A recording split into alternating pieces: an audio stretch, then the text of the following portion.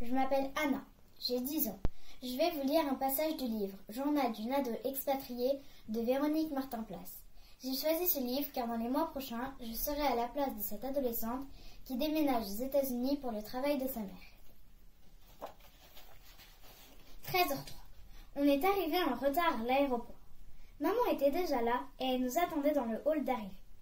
Elle ne nous en a pas voulu. Elle m'a fait des bisous de partout et m'a appelée sa crapouille adorée. Devant tout le monde, la honte. J'ai regardé autour de moi pour vérifier s'il y avait des gens que je connaissais. Mais non. Ouf. J'ai quand même mis mes lunettes noires pour passer incognito. Maman me dit que j'ai l'air d'une star de cinéma. Je suis tellement heureuse qu'elle soit de retour parmi nous. Même jour, 15h16. C'est la pire journée de ma vie. Je déteste mes parents. Comment peuvent-ils me faire ça, à moi? Ils ruinent ma vie entière.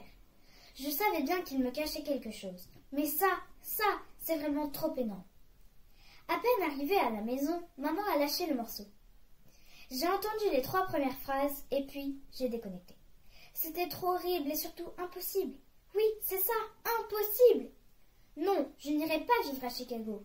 Non, je n'irai pas dans votre super école américaine. Non, ce n'est pas cool d'aller vivre aux États-Unis. Ah!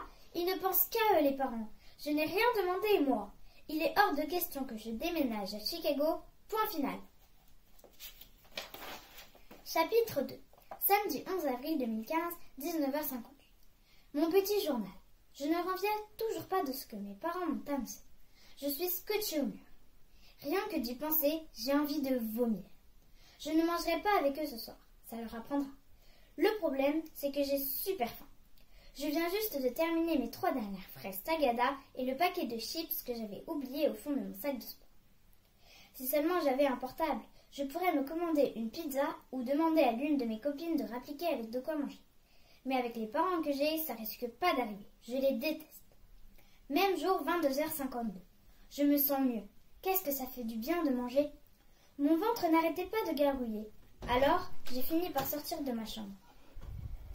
L'appartement était tout silencieux. J'ai cru qu'ils étaient sortis dîner. J'étais en train de me faire des provisions dans le frigo quand maman est entrée dans la cuisine.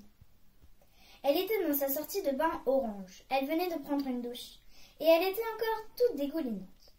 Ses cheveux bruns avaient poussé et lui arrivaient sur les épaules.